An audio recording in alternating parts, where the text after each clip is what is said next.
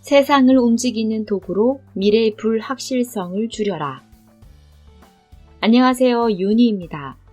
아시아를 대표하는 전문 미래학자 최윤식님의 최신작 메타 도구의 시대를 가져왔습니다. 인공지능을 비롯한 다양한 기술들이 인간의 삶을 어떻게 변화시켜 왔는지, 앞으로 미래는 어떻게 변화할지 풀어놓고 있는데요. 저는 흥미롭게 잘 읽었습니다. 목차 간단히 말씀드릴게요. 1장, 이미 온 미래, 더 이상 버틸 수 없다. 2장, 가장 먼저 온 미래. 3장, 곧 뒤따라 오는 미래. 4장, 먼 미래도 준비하라. 이 책에서는 세상을 움직이는 메타 도구로 인공지능, 3D 프린터와 나노를 다루고 있습니다. 그럼 제가 책의 일부만 낭독하겠습니다. 인공지능, 전쟁의 승리. 인공지능이라는 새로운 도구 개발 경쟁에서 승리하는 길은 무엇일까? 의외로 간단하다.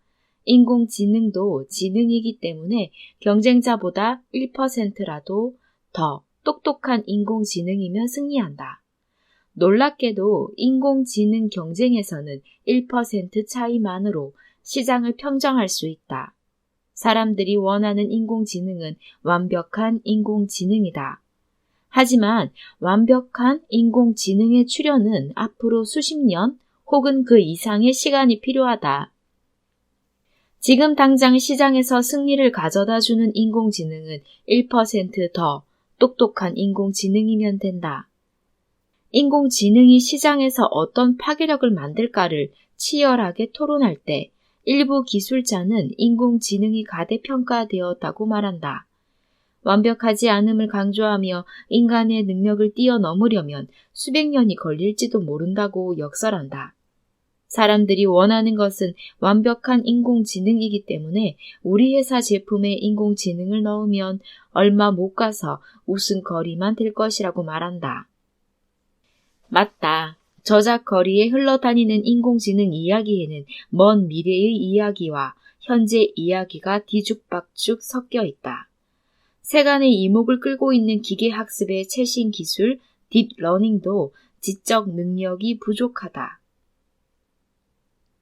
인공지능 로봇 페퍼도 몇 단계 깊이 있는 대화로 들어가면 엉뚱한 소리를 한다. 홍콩의 인공지능 로봇 제조회사 헨슨 로보틱스가 개발한 소피아도 세계를 돌아다니며 인간과 토론을 하며 놀라움을 주고 있지만 심층 대화로 들어가면 엉뚱한 소리를 한다.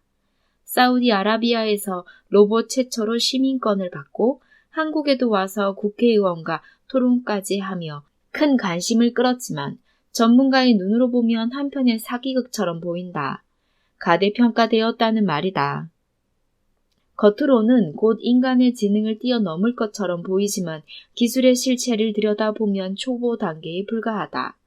영화에서 보듯 사람과 한 집에서 살며 인생을 이야기하고 집안일을 능숙하게 관리하고 기업이 필요로 하는 탁월한 의사결정을 내릴 수 있는 완벽한 인공지능이 아니다. 사람을 닮은 인공지능을 만들려면 수많은 난제를 해결해야 한다. 예를 들어 1969년 존 메카시와 패트릭 헤이즈가 제시한 개념인 프레임 문제다. 인공지능의 능력이 유한하다는 전제를 가지고 현실에서 일어날 수 있는 모든 경우의 수에 대처하는 프로그래밍이 불가능하다는 것이다. 로봇 청소기가 벽면, 가구, 문턱, 카펫 등은 인식하지만 애완견의 대변은 인지하지 못해서 밟고 지나간 후 온 방에 흔적을 남기는 시기다. 좀 더 비싼 인공지능이 탑재된 로봇이라면 이 정도의 문제는 일으키지 않지만 그 로봇도 프레임의 한계를 가지고 있다. 이런 문제를 해결하는 방법으로 인간처럼 프레임 학습을 다양하게 시도 중이다. 인간에게 불편함을 주지 않을 수준으로 인공지능이 발전하려면 방대한 정보를 얼마나 잘게 쪼개고 쪼개진 정보들을 다시 재조합하고 패턴화하여 미래를 예측하는지가 중요하다. 이것이 인공지능의 성능 차이를 만든다. 존 메카시와 패트릭 헤이즈가 제시한 개념인 프레임 문제만을 해결하는데도 엄청난 시간, 비용, 미래의 기술이 필요하다. 이런 난관과 현실을 알게 되면 현재 개발된 기술이 최소 기대 수준에도 못 미친다고 실망할 것이다. 그러나 이것은 기술적 평가다. 비즈니스 평가는 다르다. 이런 수준의 인공지능이지만 시장 파괴력은 충분하다. 그것을 간파한 사람이 소프트뱅크의 손정희 회장이고 구글, 아마존, 애플, 테슬라다. 시장이 원하는 인공지능은 모든 면에서 인간보다 뛰어난 인공지능이 아니다. 단 하나라도 인간보다 잘하면 된다. 빠르면 된다. 인간의 수고를 덜어주기만 하면 된다. 그래서 승리의 조건은 경쟁사보다 단 1%만 더 똑똑한 인공지능이다. 경쟁사보다 1% 똑똑하려면 어떻게 해야 할까? 더 나은 인공지능을 판가름하는 가장 중요한 조건은 일반화다. 일반화를 잘하려면 최대한 넓은 영역을 아우르는 것과 특징 추출이 중요하다. 폭 넓음과 특징 추출이 탁월한 인공지능의 비밀이다. 일반화의 사전적 의미는 연관성이 있는 2개 이상의 개체 집합을 묶어 좀 더 상위 개체 집합을 만드는 것이다. 상위 개체 집합을 만들려면 하위 개체들 안에 공통된 특성을 추출하는 능력이 필요하다. 방대한 빅데이터 속에서 추출된 보편적 특성이나 패턴 등을 파악하여 인식의 대상으로 삼는 것을 추상화라 한다. 특수한 개체들에서 하나의 보편적인 개념이나 법칙을 추출하면 개념의 외면이 증가하여 적용 범위를 확대시킬 수 있다. 개념 묘사의 범위를 확대하면 좀 더 많은 예를 포함해 넓은 영역을 아우를 수 있다. 적용 영역이 넓을수록 최소한의 정보로 더 빨리 결론을 내릴수록 더 지능적인 인공지능이 된다. 인공지능을 지배하는 자가 결국 시장을 지배한다. 미래 자동차, 사람의 뇌와 연결된다면 미래 자동차에 대한 발칙하고 혁명적인 상상을 해보자. 전기전자 디바이스, 컴퓨팅 디바이스가 된 미래의 자동차가 사람의 몸과 연결되는 미래다. 더 나아가 사람의 뇌와 연결되는 상상이다. 사람의 몸과 연결되는 자동차는 실현 가능한 미래다. 전 세계 GDP 80%를 생산하는 G20 국가들이 외회 없이 고령화 사회로 접어든다. 이런 고령화 사회에서 가장 큰 시장은 헬스케어다. 미래의 개인용 헬스케어 서비스가 병원이라는 장소의 한계를 벗어나 B2C 시장에 빠르게 뿌리를 내리려면 안정적이고 개인화된 디바이스가 필수다. 사람의 생명과 연관된 의료 서비스의 기본은 정확한 진단과 안정적인 서비스 인프라이기 때문이다. 부정확한 데이터 수집과 분석은 거꾸로 독이다. 현재 개인화된 헬스케어 서비스 시장에서 가장 두각을 보이는 디바이스는 스마트 시계다. 하지만 스마트 시계 등 웨어러블 컴퓨터는 몸의 일부만 감지하고 연결한다는 한계가 분명하다. 가장 많은 표면적을 인간의 몸과 연결할 수 있는 사물은 옷이다. 하지만 옷은 각종 첨단 장치들을 삽입시키기에 불편하고 정기적으로 세탁해야 하는 특성 때문에 안정성이 떨어진다. 스마트홈은 사람과 지속적인 연결을 유지하기에 너무 커서 비효율적이다. 당신이 일하는 사무실은 안정성이 떨어진다. 그래서 주목받을 수 있는 개인용 헬스케어 디바이스는 자동차가 될 가능성이 크다. 전기전자 디바이스가 된 자동차는 사람의 몸과 연결하기에 가장 적절한 사이즈다. 스마트 시계나 스마트폰과 다르게 앉은 자세에서 3D 스캐너와 지능형 의자 등을 사용하면 가장 폭넓고 안정적인 생체 데이터 수집이 가능하다.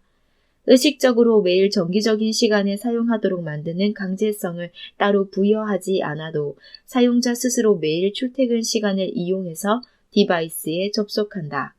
자동차 공간은 외부 공간과 적절히 차단되어 있어서 개인정보가 보호되고 실시간으로 측정된 심박동, 혈당, 혈압 등 다양한 신체 정보들을 인공지능을 활용해서 이전에 축적된 데이터들과 스스로 분석할 수도 있을 정도의 기술 집약적 디바이스다. 이뿐 아니다. 자동차가 뇌와 직접 연결되는 미래도 상상 가능하다. 자동차가 사용자의 뇌와 직접 연결되면 심리치료나 정신치료 서비스의 새로운 접근법이 가능해진다. 2014년 5월 독일 미넨 공대는 7명의 조정사들에게 특수 모자를 씌운 후 생각만으로 비행기를 조정하는 시뮬레이션 실험에 성공했다. 뇌파를 읽어낸 특수 모자가 컴퓨터에 정보를 보내면 컴퓨터 속의 알고리즘이 작동하면서 비행기 조정을 했다. 실험 참가자 7명 중 한 사람은 비행기 조정 경험이 전혀 없었지만 생각만으로 비행기를 조정하는 수준이 조종사 면허를 딸 수 있는 정도로 탁월했다고 평가했다. 베를린 자유대학교에서는 운전자의 뇌파를 자동차가 감지하고 해석하여 차량 내에 필요한 장치들의 신호를 보내는 기술을 연구 중이다. 브레인 드라이버 연구다. 이런 기술이 좀 더 발전하면 비행 조정의 부담을 줄이고 안정성을 높이고 더 나아가 일반인도 손쉽게 비행기를 조정할 수 있게 될 것으로 보았다. 미래의 하늘을 나는 자동차가 상용화되면 인공지능이 조정하는 방식과 사람이 생각으로 조정하는 방식이 병행될 수 있을 것이다. 21세기 중후반 최고의 소비 품목 영생 21세기 중후반 최고의 소비 품목은 영생이 될 것이다. 실제로 구글 창업자 세르게이 브린과 레리 페이지는 2013년 칼리코라는 회사를 설립해서 인간의 수명을 500세까지 연장하는 연구를 시작했다. 이들의 도전은 성공할까? 21세기는 3가지 메타 도구, 지능 도구, 나노 도구, 3D 프린팅 도구의 발전 덕택으로 영생은 갖고 싶은 꿈이 아니라 실제로 구매할 수 있는 제품이 될 수 있다. 이런 도구들을 사용해서 주름진 피부를 새 피부 조직으로 대체하고 기능이 저하된 장기를 새 장기로 교체하고 병의 근원에 대항하고 몸속의 면역세포 군단을 지원하는 나노기계 군단을 만들어 노화와 죽음이라는 자연의 섭리에 도전하는 시대가 열리면 불가능한 꿈이었던 영생에 도전 가능해진다. 나는 당신과 우리의 자녀 세대가 영생에 도전하고 영생 서비스를 소비하는 방법을 2가지로 예측한다. 생물학적 반영생이고 다른 하나는 디지털 영생이다. 생물학적 반영생 가능성에 대해 예측해보자. 인간이 생물학적으로 완전한 영생에 이르는 것은 불가능한 목표다. 하지만 과학과 의학기술의 발달로 수명을 연장하는 것은 가능하다. 이것을 가능하게 하는 첫 번째 힘은 디지털 기술이다. 생물학적 반영생을 가능하게 하는 2번째 힘은 나노 기술이다. 21세기 중후반에는 우리 주위에 흩어져 존재하는 디지털 기술들이 서로 융합되어 새로운 발전 단계로 접어들 것이다. 새로운 발전 단계로 접어든 전체 디지털 기술들은 다시 하나의 통합된 디지털 인프라로 연결된다. 아날로그 인프라와 1대1로 완벽하게 매칭되어 2개의 세상이 병렬된 미래가 열린다. 아날로그 세계에서는 언어, 시간, 공간, 속도 등의 물리적 장벽이 존재하지만 디지털 세계에서는 이 모든 장벽이 무너진다. 2개의 세상이 병렬로 연결되면 아날로그 세계에 존재하는 사물이나 사람의 역할 변화가 일어난다. 생물학적 반영생은 이렇게 2개의 세상이 병렬로 연결되어 양쪽 세상을 자유롭게 넘나드는 새로운 미래에서 경험하는 혜택이 될 것이다.